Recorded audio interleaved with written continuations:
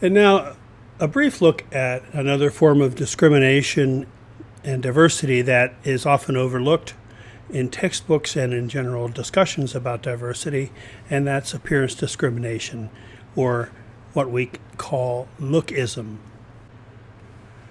If you remember from early in the semester, one of Phyllis Day's 9 American values was the American ideal, and it speaks to what our society values in terms of appearance. Esther Howe writes that beautiful people need no further justification for their lives than just showing up, because society ascribes to them a variety of socially and professionally desirable traits just based simply on their looks.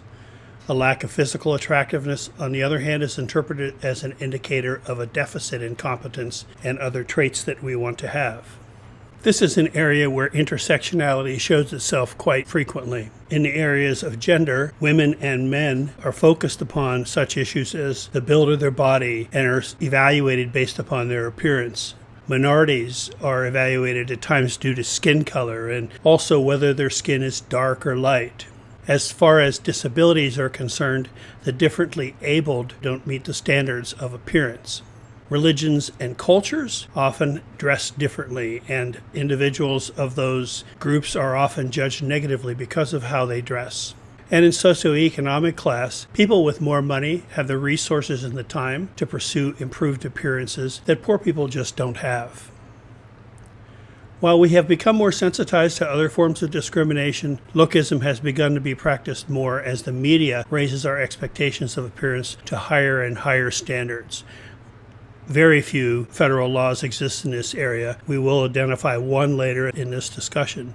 But the person discriminated against because of appearance generally must address this through other areas that may be covered by law, but not based solely on appearance. Some examples of history as far as how gender intersects. Madeleine Albright was the first female Secretary of State in the Bill Clinton administration, and she was in the spotlight on the domestic and international stage. But as she writes in the book, everything from her age, weight, hairstyle, and choice of dress were scrutinized, and the policy positions that she advanced, which she thought were among her most important accomplishments, often were not taken into account. In 2005, George Bush's Secretary of State, Condoleezza Rice, was labeled by the Washington Post as a dominatrix as she was photographed stepping out in knee-high, black-heeled boots during a visit to the Wiesbaden military base in Germany. Media commentators have often chosen to report on Senator, then Secretary of State, then 2016 Democratic presidential nominee Hillary Clinton's man suits, and comment frequently on her hairstyles despite her long list of professional accomplishments. In fact, she stated at one point that she quite deliberately stopped focusing upon hairstyles in order to get attention placed upon what she was saying and not how she looked.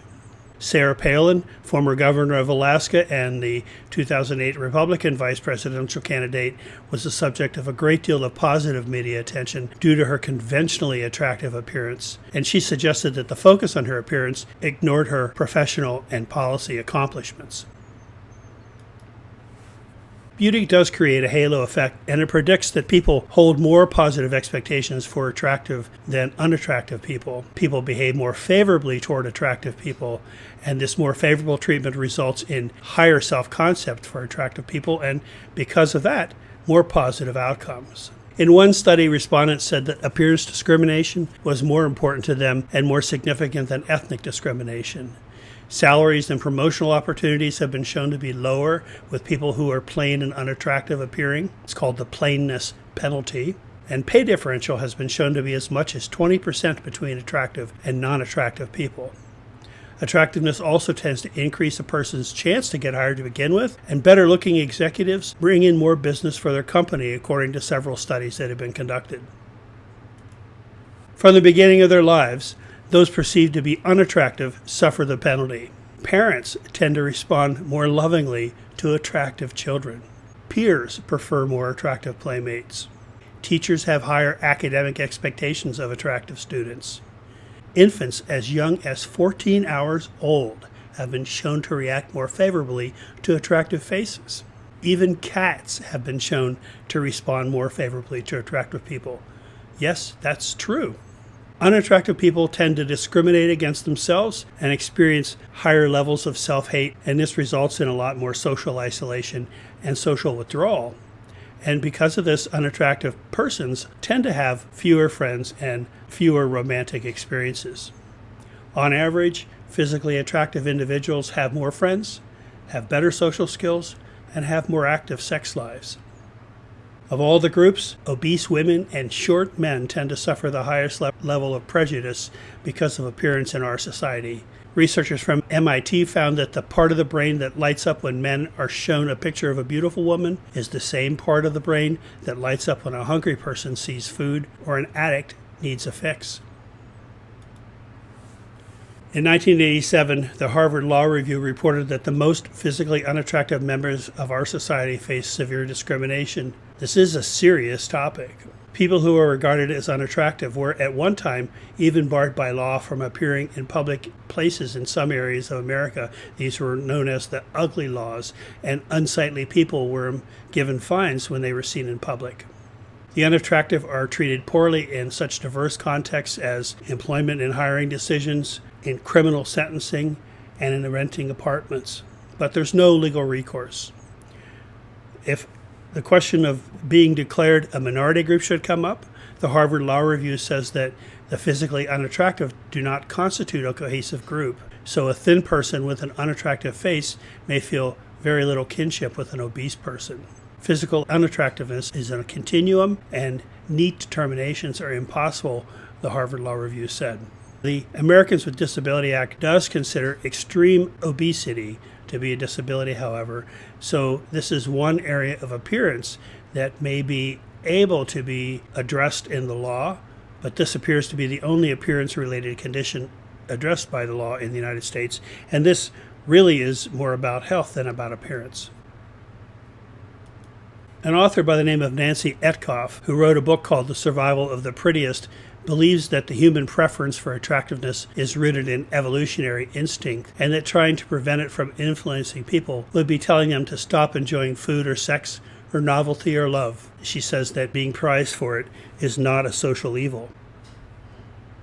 This is something of the same explanation that essentialists and evolutionary experts point to when explaining how it is that football players always get the girls. It is said to be something that strengthens the species, and evolutionary people believe this is a positive factor.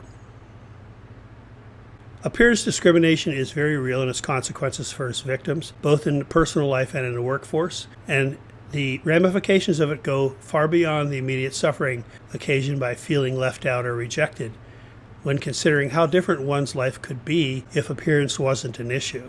And we are capable of altering our appearance through plastic surgery and physical activity and weight loss programs and so on. So there's really a lot of pressure on individuals these days to alter their physical appearance to attain perfection. But the question is this something that should be this way? And of course, those that are economically disadvantaged are less able to afford these kinds of opportunities to change their appearance. So this is a short talk on Lookism. There's more information out there on this topic if you're interested, but these are some of the most useful points that I found. Thank you.